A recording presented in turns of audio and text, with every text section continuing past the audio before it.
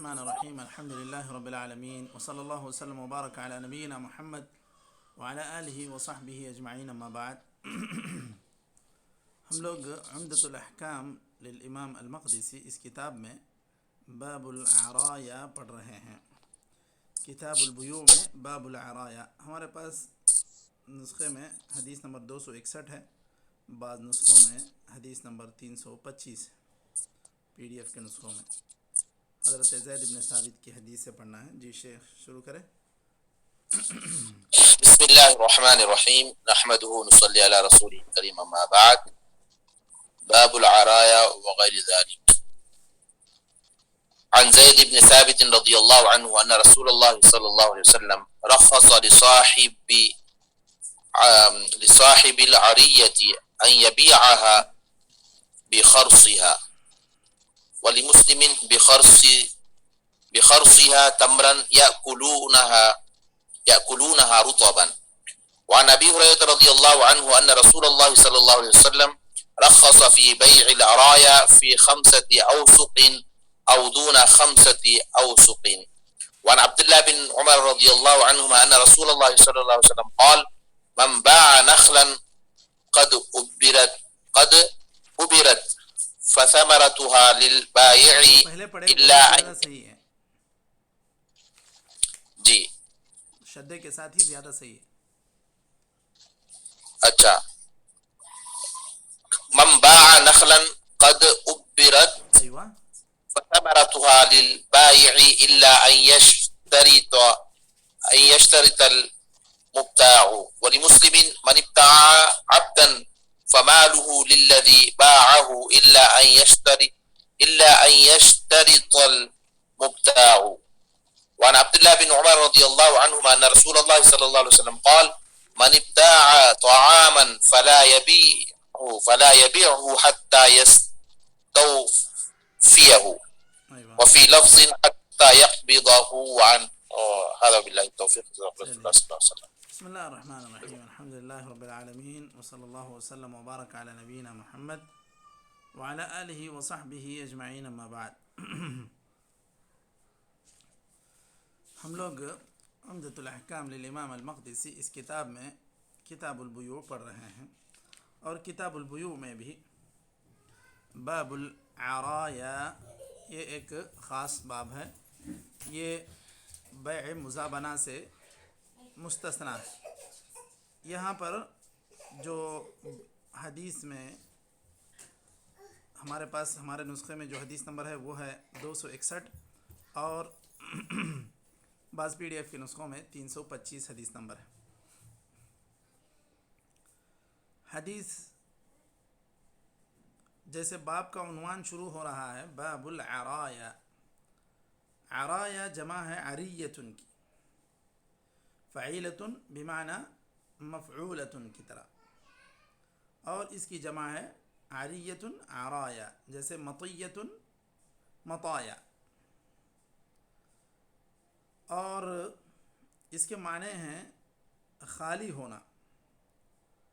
اور یہ خالی ہونا اس اعتبار سے، یا منفرد ہونا اس اعتبار سے کہ بیع مزابنہ کی تمام شکلیں ممنوع ہیں اور ناجائز ہیں، سوائے عریہ کے، سوائے اس شکل کے۔ وہ شکل کیا ہے؟ ابھی اس کے اندر وضاحت آ رہی ہے۔ تو یہ چونکہ منفرد ہو گئی، سارے مزابنہ کے شکلوں میں سے یہ ایک شکل منفرد ہو گئی، اس لیے اس کو کہا گیا عریتن۔ چلیے حدیث دیکھتے ہیں۔ حدیث میں حضرت زید بن ثابت رضی اللہ عنہ سے مروی ہے کہ نبی کریم صلی اللہ علیہ وسلم نے صاحب العریہ کے لیے رخصت دی کہ وہ اس کو اندازے سے بیچے۔ خرص یہ خاص طور پر درخت کے اندر موجود پھلوں کا اندازہ لگانا، اس کے لیے یہ خرص کا لفظ استعمال ہوتا ہے۔ کوئی بھی کھیتی، یہ کتنی ہوگی فصل، ایک اندازہ جب لگایا جاتا ہے تو اس کے لیے جو صیغہ استعمال ہوتا ہے اس کو کہتے ہیں خرص۔ اب نبی کریم صلی اللہ علیہ وسلم نے یہاں جو بیع مزابنہ کی ہم لوگوں نے بحث ابھی کچھ دنوں قبل پڑھی، اس کے اندر یہ بات بتلائی گئی تھی کہ سوکھے کھجور کو پکے کھجوروں کے بدلے نہیں بیچا جائے گا، اور اسی طرح جو کھجور پکے ہوئے ہیں اور درخت پر ہیں اور آپ کے پاس دوسرے صافی کھجور ہیں جو سوکھے ہیں، تو اس درخت پر موجود پھلوں کو یعنی کھجوروں کو یہاں پر موجود صافی جو نکالے ہوئے ہیں درختوں سے ان کے بدلے بیچا نہیں جائے گا۔ یہ بات آپ صلی اللہ علیہ وسلم نے بیان کی تھی۔ اب چاہے یہ تمر یہ جو تمر اب اس کے اندر جو ہونے والے ہیں درخت پر جو اگر تمر کی شکل میں ہیں اور یہ جو نکال رہے ہیں یہ جو نکالے ہوئے ہیں وہ بھی تمر کی شکل میں ہیں، تو یہ جو درختوں کے اوپر موجود پھلوں کو اندازاً بیچنا یہ منع کیا گیا تھا۔ اس کے لیے ہم لوگوں نے ذکر کیا تھا کیا وجہ ہے اس کے اندر جو منع کیا گیا، اس کی وجہ سے کس وجہ سے منع کیا گیا مشائخ؟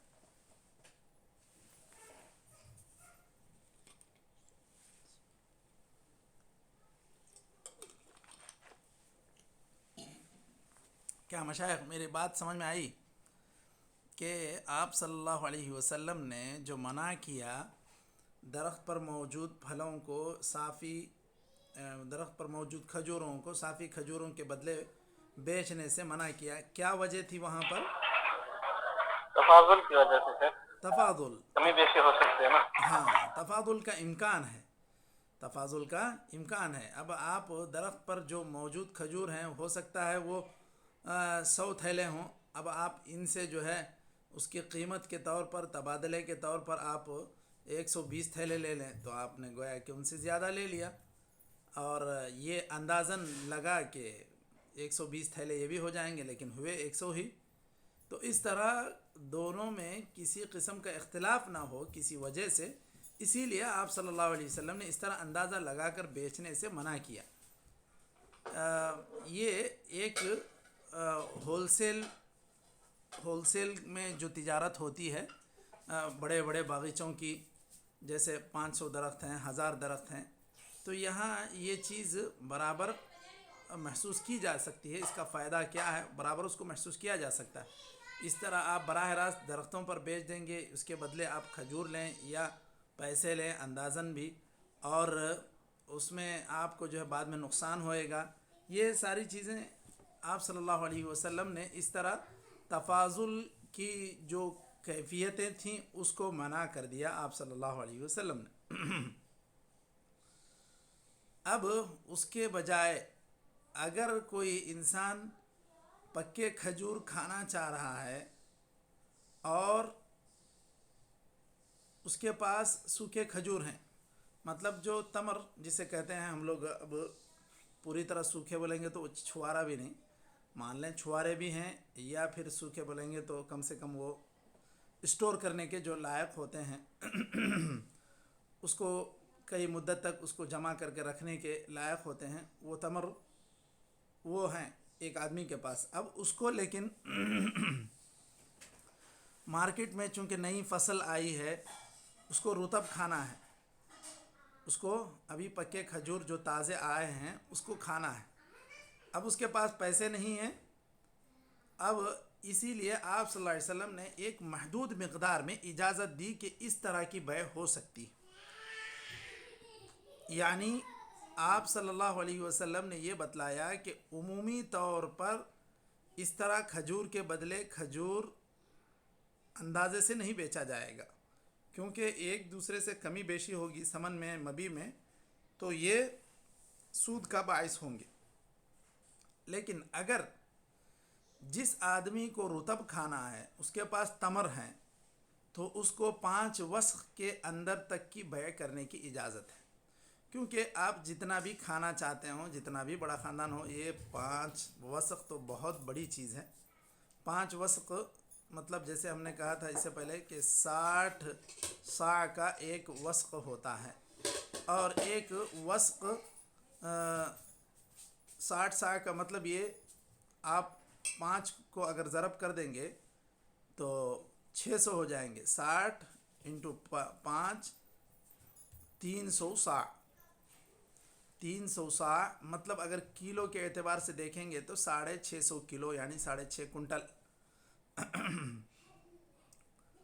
اتنی بڑی مقدار تک یا بلکہ اس سے کم 650 اگر ہوتے ہیں تو مان لیں 625 کلو 60 وسق کے حد تک کرنے کی آپ صلی اللہ علیہ وسلم نے اجازت دی. 650 کلو 6.5 کنٹل تک کی آپ صلی اللہ علیہ وسلم نے اجازت دی کہ آپ اتنے کا تبادلہ کر سکتے ہیں. یعنی آپ کے پاس تمر ہیں اور کسی کے پاس رطب تیار ہیں باغیچے میں، تو وہ انسان ان کھجوروں کو اندازاً بیچ سکتا ہے. یعنی رطب کو، اور رطب کو اندازہ کیسے کرے گا؟ اس کے موافق، اس کے برابر تمر کتنے تھیلے میں ہوتے ہیں یا کتنی مقدار میں ہوتے ہیں اس کا اندازہ لگائے گا. مثال کے طور پر اگر آپ کو استعمال کے لیے 2 تھیلے یا مان لیں کہ جو ہے 1 تھیلا ہی آپ کو کھجور کی ضرورت ہے، یہ ابھی رطب کی. اب آپ یہ جو آدمی تمر لے کر آئے ہیں سوکھے، وہ 1 تھیلا لے کر آئے ہیں، لیکن کیا 1 تھیلا تمر اگر 1 تھیلا رطب اگر سوکھ جائیں گے تو کیا وہ 1 تھیلے تمر کے برابر ہو جائیں گے؟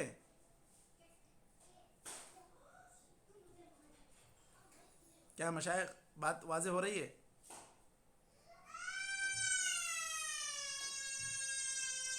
ایک تھیلا تمر کیا 1 تھیلا رطب کے برابر ہو جائیں گے؟ یعنی اگر کسی انسان کے پاس 1 تھیلا رطب، یعنی درخت پر ہی اندازہ لگایا 1 تھیلا رطب ہوں گے اس کے، اب وہ اس سے قیمت کتنی اصول کرے گا؟ 1 تھیلا تمر اصول کرے گا یعنی سوکھے کھجور 1 تھیلا اصول کرے گا یا کتنے اصول کرے گا؟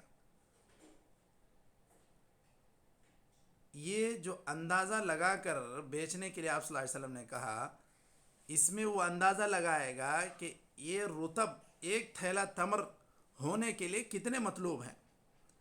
اگر 1.5 تھیلا جا کر 1 تھیلا تمر بنتے ہیں، 1.5 تھیلا رطب اگر بعد میں چل کے 1 تھیلا تمر بنتے ہیں، تو پھر ایسی صورت میں اس انسان کو 1.5 تھیلا رطب دینا چاہیے 1 تھیلا تمر کے عوض میں، کیونکہ برابری کی کوشش کی جانی چاہیے. برابری کی کوشش، جیسے ہم لوگ واضح طور پہ سمجھ چکے ہیں کہ انگور میں کہ اگر آپ 5 کلو منقع بنانا چاہ رہے ہیں تو ہو سکتا ہے اس کے لیے کتنے 50 کلو انگور لگ جائیں گے. صحیح ہے نا؟ کیا مشائخ؟ جی 50 کلو انگور لگ جائیں گے. تو اب اس طرح بالکل. اگر یہاں پر اگر سوکھے کھجور 1 تھیلا ہوں، اب سوکھے کھجور 1 تھیلا بننے کے لیے 1.5 تھیلا رطب مطلوب ہوتے ہیں، تو پھر وہ اندازہ لگائے گا کہ جس درخت میں 1.5 تھیلے کے موافق پھل ہیں وہ درخت کے پھل اس کو بیچ سکتا ہے کہ بھائی تم یہ اس کو نکال لو، اور 1.5 تھیلے کے قریب یہ ہونے کا امکان ہے اندازے سے. اگر وہ 1 تھیلا تمر ہے یہ لے رہا ہے اور وہ تھوڑے مثلا مان لیں کہ زیادہ بھی ہو گئے، 1.25 تھیلے نکل گئے، وہ تھوڑا زیادہ ہو گیا، یعنی نکالنے تک اندازہ لگانے تک 1.5 ہی کا لگا، 1 تھیلا تمر کے برابر دکھائی دے رہا تھا، لیکن جب نکال لیا اگر زیادہ ہو گئے تو کیا کوئی قباحت ہے؟ یعنی کوئی رکاوٹ ہے کیا؟ میں وہ پوچھنا چاہ رہا ہوں. جی مشائخ. جی شیخ جی بتائیں. نہیں میں یہ نہیں سنا آخری بات ہے، تھوڑا کیا آپ یعنی پوچھ رہے تھے شیخ؟ اگر رطب، اب ہاں یعنی کہ رطب بولیں گے تو پکے کھجور جو ابھی ایک دم تازہ نکلتے ہیں، ہاں جی جی وہ اگر 1.5 تھیلا اس کو چھوڑ کر رکھیں گے تو وہ تمر بنیں گے، تب جا کے وہ جی 1.5 تھیلا رطب جو ہیں وہ جا کے کتنے تھیلے 1 تھیلا تمر بن سکتا ہے. ایک اندازہ یہ ہمارا ایسی مثال سمجھانے کے لیے، یہ کوئی ضروری نہیں ہے، یہ تو بس جو لوگ کھجوروں کی فیلڈ میں ہیں وہ لوگ جانتے ہیں صحیح طور پر کتنے مطلوب ہوئیں گے اس کے لیے. یہ صرف ہم ایک جی اندازے کے لیے، مثال کو سمجھنے کے لیے یہاں پر ذکر کر رہے ہیں کہ اگر جی ایک انسان کے پاس ایک تھیلا سوکھے کھجور ہیں، اب وہ لینا چاہ جی رہا ہے کھانے کے لیے پکے کھجور، اب جی جو آدمی بیچ رہا ہے وہ ایک درخت، ایک بڑا سا درخت ہے، اس پہ فل کھجور لدے ہوئے ہیں، اب اس کو لگتا ہے کہ یہ 1.5 تھیلا رطب ہے، اور 1.5 تھیلا جی رطب جا کر ہوتے ہیں 1 تھیلا تھمر یعنی سوکھے کھجور، تو وہ اس کو دے دیتا جی ہے اندازے سے، کیونکہ اب اس کو کھانے کے لیے استعمال کے لیے ضرورت ہے، تو آپ صلی جی اللہ علیہ وسلم نے اس کی اجازت دی۔ اب اگر جو یہ اندازہ انسان لگایا تھا 1.5 تھیلا، اگر وہ پونے 2 تھیلے نکل گیا، مان لو زیادہ نکل جی گیا یا تھوڑا کم بھی نکل گیا، 1.25 تھیلا ہی نکل گیا، تو کیا جی اب یہ کمی یا بیشی یہ کسی قسم کی خلل کا باعث ہوگی کیا اس تجارت میں؟ وہ میں پوچھنا چاہ رہا ہوں، کیا اس میں سود کا حکم لگے گا یا معفو عنہ ہے، نہیں کوئی سر، مسئلہ نہیں؟ وہ تو اندازے سے یہ ہوا تھا نا، وہ لوگ آپس میں وہ دونوں کے۔ جی، تو آپ صلی اللہ علیہ وسلم نے خود کھانے کے لیے اس میں اندازے کی گنجائش دی ہے۔ اب اندازہ جب جی جی انسان لگائے گا تو وہ ایگزیکٹ کیا کہتے ہیں، وہ 20 کلو کو 20 کلو ہونا مشکل ہے، اندازہ آپ کا صح 19-20 ہو سکتا ہے، تھوڑا اوپر بالکل بھی جا سکتا ہے، تھوڑا نیچے بھی آ سکتا ہے، لیکن چونکہ یہ کھانے کی ضرورت ہے اسی لیے آپ صلی اللہ علیہ وسلم نے اس میں رخصت دی، تو تھوڑی سی اگر کمی بیشی ہو جائے تو اس میں کوئی حرج نہیں ہے۔ واضح ہوئی مشائخ بات؟ جی جی بالکل الحمدللہ۔ اور اس کے اندر مزید جو حدیث سے فوائد ہمیں معلوم ہو رہے ہیں، سب سے پہلی بات تمر کی بیع تمر سے کرنا یہ مشروع ہے یا نہیں ہے، یعنی جائز ہے یا نہیں ہے؟ جی جائز ہے شیخ، تمر کا تمر سے۔ تمر کا تمر مطلب درخت پر جو تمر ہیں وہ ہاں نیچے، نہیں نہیں نہیں، ہاں یہ جائز نہیں ہے، لیکن کوئی جائز نہیں جی۔ رطب کا تمر سے تبادلہ کرنا یہ جائز ہے، گویا کہ یہ جی مستثنا ہے، یہ ایک ہی چیز مستثنا کر دی گئی ہے کھانے والے انسان کی ضرورت کے پیش نظر۔ ٹھیک ہے، واضح جی بھی مشائخ بات؟ جی ہاں الحمدللہ۔ اچھا، دوسری چیز، اور یہ جو رخصت ہے یہ صرف کھانے کے لیے، پھر بزنس کے لیے نہیں۔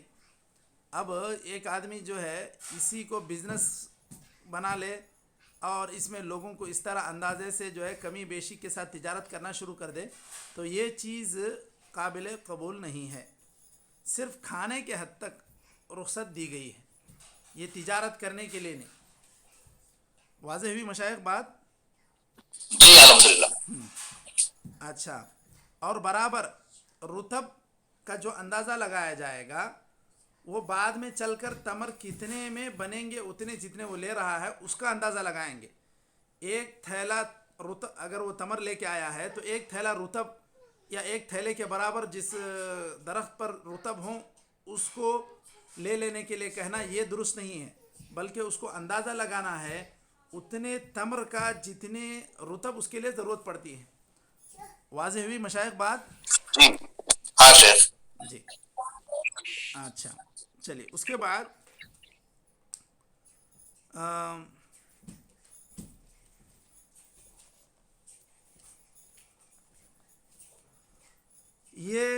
یہ بھی بات کہی گئی ہے کہ اگر اس طرح کرنے والے انسان کے لیے کیا کچھ چیزیں مزید شرط ہیں، تو مزید شروط کے اندر یہ چیز بھی بتلائی گئی ہے کہ اس انسان کے لیے یہ ایک گویا کہ مجبوری ہو جائے، یعنی ایک ضرورت ہو جائے کہ اس کے پاس پیسے نہیں ہیں دے کر لینے کے لیے، تو اس صورت میں اس طرح کا تبادلہ کر سکتا ہے، ورنہ اگر آپ کے پاس پیسے ہیں تو آپ کو پیسے دے کر لینا چاہیے۔ واضح ہو رہی مشائخ بات؟ تاکہ اس طرح کی جو ضرورت پیش آ رہی ہے اس میں جو کمی بیشی کا امکان ہے اس سے آپ دور ہو جائیں۔ اب رطب کی جی جو مارکیٹ میں قیمت ہے آپ وہ دے کر لے لیں گے، جیسے اندازہ لگ رہا ہے کہ اس میں رطب 1.5 تھیلا نکلیں گے، آپ کے پاس اندازہ ہے کہ مارکیٹ میں کتنا، ایک تھیلے کو کتنا جو ہے دام دینا پڑے گا, کتنی قیمت دینی پڑے گی, تو اتنی قیمت آپ 1.5 تھیلے کی دے کر آپ کو لے لینا ہے. یہ بھی علماء نے شرط ذکر کی ہے, کیونکہ آپ صلی اللہ علیہ وسلم نے یہ ایک ضرورت مند انسان کے لیے اجازت دی ہے, وہ ضرورت اسی انسان کے لیے باقی رکھی جانی چاہیے. اب جس کے پاس پیسے ہوں وہ پیسے دے کر لے. اور اسی طرح دوسری چیز کہ قبضہ بھی ان لوگوں کو آپس میں کر لینا چاہیے. جیسے ابھی جو ضرورت مند ہے جو لینے کے لیے آیا تھا, اب وہ اگر اس کو تمر دے کے چلا جائے, میں رطب بعد میں لے لوں گا بولے گا, تو ایسے نہیں, اس کو اسی وقت اس درخت سے اپنے رطب نکال لینا چاہیے, تاکہ پھر کہیں آگے چل کر یہ چیز اختلاف کا باعث نہ بنے. اس کے بعد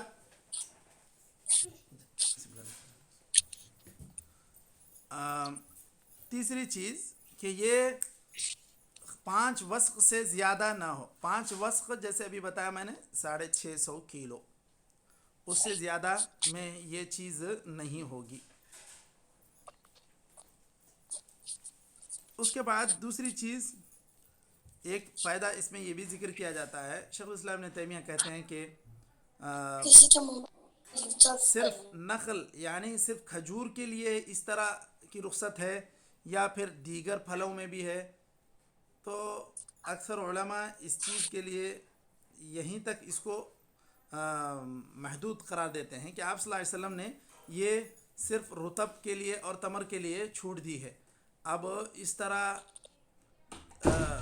کسی انسان کو منقی کے بدلے انگور کرنا ہے یا پھر سوکھے انجیر کے بدلے کیا کہتے ہیں تازے انجیر کرنا ہے, یہ سب چیزوں کے لیے اجازت نہیں. اکثر جمہور علماء کا یہی موقف ہے, لیکن شیخ الاسلام ابن تیمیہ نے کہا کہ ہر علاقے میں تو کھجور نہیں ہوتے ہیں, یہ کھانے کی ضرورت کے حد تک ہر علاقے میں اس طرح کے تبادلے کی گنجائش ہو سکتی ہے.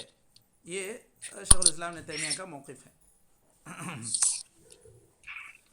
اچھا دیکھیے, دوسری حدیث جو آ رہی ہے اس کے اندر تحدید کر دی گئی ہے. حدیث نمبر 262 حضرت ابو ہریرہ رضی اللہ عنہ کی حدیث ہے کہ نبی کریم صلی اللہ علیہ وسلم نے بیع العرایا میں 5 وسق تک کی چھوٹ دی ہے یا رخصت دی ہے. او دون 5 اوسق, یا پورے کے پورے 5 وسق بھی نہیں, مان لیں 5 وسق سے تھوڑا کم ہی, وہاں تک چھوٹ دی ہے. 6.5 وسق ہو, 4.5 ہو یا 4.25 آپ کہیں, پورے 5 وسق بھی نہیں. اور وسق جیسا کہ اس سے پہلے میں نے ذکر کیا 60 صاع کو کہتے ہیں. 1 صاع 4 مد کا ہوتا ہے, اگر کلو کے اعتبار سے دیکھیں گے تو صاع نبوی 2 کلو 40 گرام کا ہوتا ہے.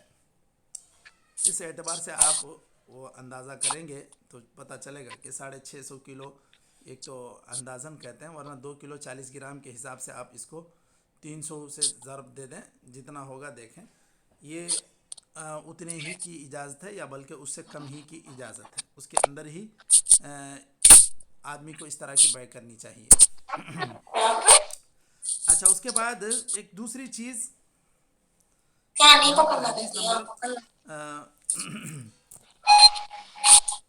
حدیث نمبر 263 میں حضرت عبداللہ ابن عمر رضی اللہ عنہما کی حدیث ہے کہ نبی کریم صلی اللہ علیہ وسلم نے کہا باب بیع النخل بعد التعبیر میں, باب بیع النخل بعد التعبیر. اس حدیث کے اندر حضرت عبداللہ ابن عمر رضی اللہ عنہما کی حدیث ہے کہ نبی کریم صلی اللہ علیہ وسلم نے کہا کہ جو آدمی اپنے کھجور کے درخت بیچ دے تعبیر کے بعد. تعبیر کیا چیز ہے؟ ایک نر کھجور کے درخت کی چھال کو نکال کر مادہ کھجور کے درخت کے چھال میں اس کو تھوڑا سا چھیل کر اس کو ڈال کے اس کے ساتھ لپیٹ دیتے ہیں تاکہ اس سے اچھے آ جائیں. تو یہ تعبیر کا یہ جو کام ہے یہ انسان کو محنت والا کام ہے, انسان کی اس میں محنت لگ جاتی ہے, کام اس میں بڑھ جاتا ہے. تو اگر ایک آدمی کھجور کے درختوں کو بیچ رہا ہے اور وہاں پر کھجور کے درخت میں پھل لگے ہوئے ہیں تو ایسی صورت میں اگر جو آدمی کھجور کے درخت لے کر جا رہا ہے، اب وہ بیع ہونے کے بعد، معاملہ ہونے کے بعد، اسے پیسے دینے کے بعد لے کر چلا جائے گا،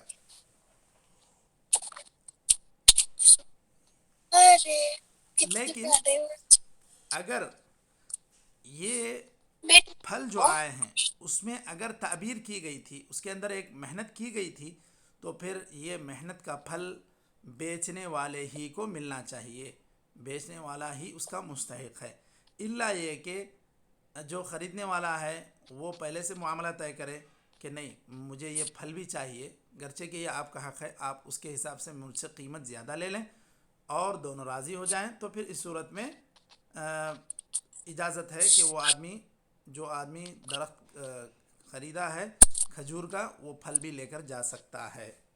لیکن اگر مطلق بات ہو گئی کہ بھائی آپ سے میں کھجور کے 10 درخت خریدنا چاہتا ہوں، خرید لیا، بعد میں پتہ چلا کہ اس کے اندر وہ تعبیر کیا تھا، محنت کیا تھا، تو پھر اس کے پھل اس کو دیے جانے چاہیے جو بائع ہے، بیچنے والا ہے۔ واضح ہو رہی مشائخ بات؟ اور اسی طرح وَمَنِ ابْتَاعَ عَبْدًا فَمَالُهُ لِلَّذِي بَاعَهُ إِلَّا أَن يَشْتَرِطَ الْمُبْتَاعُ، کوئی آدمی غلام خریدا، اب غلام کے ساتھ جو بھی مال ہوتا ہے وہ اس کے آقا کا ہوتا ہے، غلام اس کی محنت کر کے جو کمائے گا بعد میں اس کا مستحق، اور اس کے ساتھ تفاہم، یہ ساری چیزیں سید ہی کا حق ہوتی ہیں۔ تو ایسی صورت میں اگر ایک غلام کو آپ خرید رہے ہیں، اس کے جیب میں پیسے ہیں بہت سارے، آپ نے غلام خرید لیا، تو اب اس کے جیب میں جو پیسے ہیں وہ کس کی ملکیت ہے؟ جو آدمی غلام بیچا ہے وہ اسی کی ملکیت ہے۔ اگر آپ یہ کہتے ہیں کہ نہیں غلام کو بھی میں خریدتا ہوں، غلام کے ساتھ جتنے پیسے رہیں گے وہ بھی میرا ہی حق ہے، تو ایسی صورت میں اس تفاہم کی بنیاد پر بھی گنجائش ہے کہ آپ اس مال کے بھی مستحق ہو سکتے ہیں جو آپ نے غلام کو خریدا اور اس کے ساتھ مال بھی تھا، بشرطے کہ آپ اس کا تذکرہ اپنے بیع میں کر لیں۔ لیکن اگر کوئی تذکرہ نہیں ہوا، آپ نے کہا میں نے یہ غلام آپ کو بیچا، آپ نے وہ غلام خرید لیا، لیکن اس کے پاس جو بھی مال رہے گا وہ بیچنے والے ہی کا ہوگا، جس کے پاس پہلے سے یہ غلام تھا وہی اس کا مستحق ہوگا۔ لیکن اگر پہلے سے اس بات کی وضاحت ہو گئی تھی کہ جو آدمی خرید رہا ہے وہ یہ کہہ دے کہ میں غلام بھی لیتا ہوں، اس کے ساتھ جتنا مال ہے وہ بھی میرا، تو پھر ایسی صورت میں اس کے حساب سے ہی اس کی قیمت بھی طے ہوگی اور وہ اس کا مستحق ہو سکتا ہے۔ لیکن یہ بات اس صورت میں جب مطلق اگر بیع ہو جائے تو کس کی چیز کون سی ہے اس کی وضاحت اس میں کی جا رہی ہے۔ صرف درخت اگر کوئی آدمی بیچ دے اور اس میں تعبیر کیا ہوا ہو تو پھل جو ہے جو بیچ رہا ہے اس کے ہیں، اور اسی طرح کوئی غلام لے لے، اس کے پاس کچھ مال تھا تو وہ بھی بیچنے والے کا ہے۔ اب اگر یہاں پر ایک چیز دیکھیے، اس حدیث سے جو مسائل مستنبط ہو رہے ہیں اس کے اندر سب سے پہلا مسئلہ یہ مستنبط ہو رہا ہے کہ اگر کوئی آدمی کھجور کے درخت بیچ دے اور اس کے اندر تعبیر کی ہوئی تھی تو اس کے پھل بیچنے والے کے ہیں، یعنی وہ کھجور بیچنے والا ہی اس کا مستحق ہے۔ اس کے برخلاف اگر کوئی آدمی کھجور کے درخت بیچ دے اور اس کے اندر اس نے کسی قسم کی کوئی محنت نہیں کی، جیسے کوئی تعبیر وغیرہ نہیں کی اس نے، تو اس کو شاید آج کل پتہ نہیں کراسنگ بولتے ہیں کیا بولتے ہیں، تو یہ اگر اس نے کوئی کام اس طرح کا نہیں کیا تھا تو پھر ایسی صورت میں وہ جو بھی پھل رہیں گے وہ جس آدمی نے درخت خرید لیے اس کے ہوں گے۔ کیسے پتہ چل رہی ہے یہ بات؟ دیکھیے حدیث میں کیا کہا گیا۔ جی مشائخ، بات جو میں سوال میں کرنا چاہ رہا ہوں وہ واضح ہے؟ جی ایک بار لوٹا دیجیے شیخ۔ اگر ایک آدمی کھجور کے درخت بیچتا ہے اس کے اندر وہ تعبیر کیا تھا، محنت کیا تھا، اس کے چھال کو نکال کے سب اس میں دوسری چھال جوڑا تھا، محنت کیا تھا، تو اس سے یہ معلوم ہو رہا ہے کہ اس کے اندر جو پھل آئیں گے وہ پھل بیچنے والے کے ہیں، خریدنے والا اس کا مستحق نہیں ہے۔ لیکن اس کے برخلاف اگر ایسی تعبیر وہ نہیں کیا تھا، اتنی محنت وہ نہیں کیا تھا، درخت بیچ دیا، تو اگر اس کے اندر جو بھی پھل ہیں تو اس کا مستحق کون ہے؟ خریدنے والا شیخ، خریدنے والا ہے۔ کیوں؟ جی، کیسے پتہ چلی یہ بات؟ کیونکہ وہ اس پر کوئی محنت نہیں کیا، ہاں، اس میں بیچنے کوئی والا۔ محنت نہیں کیا، وہ تعبیر نہیں کیا۔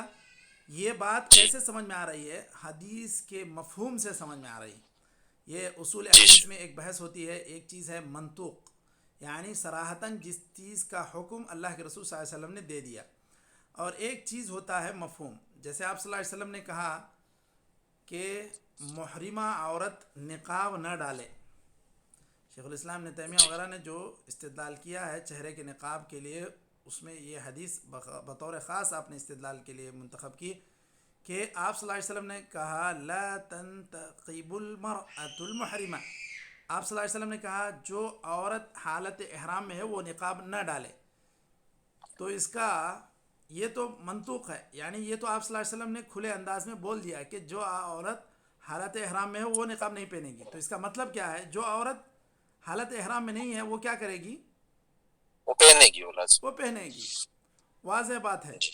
تو یہ اس کو کہتے ہیں، یہ چیز حدیث کا مفہوم ہے۔ حدیث کا منطق یہ ہے کہ جو عورت حالت احرام میں رہے گی وہ نہیں پہنے گی۔ تو اس کا مطلب یہ ہے کہ جو عورت حالت احرام میں نہیں ہے اس کو نقاب پہننا چاہیے، یہی حدیث کا مفہوم ہے۔ جی اسی طرح اگر جس آدمی نے درخت کے کھجور کے درخت بیچے، اس میں تعبیر کی تھی، اس کے اندر پھل آئے، تو پھر وہ پھل بیچنے والے کے ہیں۔ اگر تعبیر نہیں کی تھی تو سیدھی بات ہے کہ وہ پھل خریدنے والے کے ہیں۔ واضح ہوئی مشائخ بات؟ الحمدللہ۔ جی اگر کسی انسان کے پاس بہت بڑا باغیچہ ہے، اس میں سے اس نے آدھے تعبیر کر رکھے تھے، آدھے نہیں تعبیر کیے تھے، مان لیں کہ بھائی 400 درخت ایک باغیچے میں تھے، 200 میں وہ کیا تھا، 200 میں نہیں کیا تھا، تو اب یہاں پر کیسے ہوگا؟ وہی جس پہ وہ کیا ہے محنت، تو وہ اس کا یہ لے گا شیخ۔ خلاص بالکل واضح ہو گئی بات کہ اگر اس طرح تھوڑے خلط ملط ہیں، آدھے میں کیا ہے آدھے میں نہیں کیا، تو جس میں کیا ہے وہ اس کا مستحق ہے، جس میں نہیں کیا ہے اس کا وہ مستحق نہیں ہے۔ یہ بات حدیث سے مستنبط ہے۔ اس کے بعد اسی طرح یہ بات بھی معلوم ہوتی ہے کہ اگر کوئی آدمی غلام بیچ دیتا ہے تو پھر وہ غلام کا مستحق ہے، غلام کے ساتھ جو پہلے سے پیسہ رکھا ہوا ہے، جمع ہے، اس کا وہ مستحق نہیں ہے۔ اس کا مستحق جو آدمی بائع ہے وہی اس کا مستحق ہے۔ تو یہاں تک ہم لوگ آج کی یہ بحث روک لیتے ہیں۔ یہاں انشاءاللہ باب بیع النخل بعد التعبیر، اس باب میں ہم لوگوں نے یہ حدیث پڑھ لی 263۔ تو آج ان 3 حدیثوں پر ہم لوگ آج اپنے بات کو ختم کرتے ہیں۔ نکتفی بہذا القدر، وصلی اللہ وسلم وبارک علی نبینا محمد وعلی آلہ وصحبہ اجمعین۔ السلام علیکم ورحمۃ اللہ۔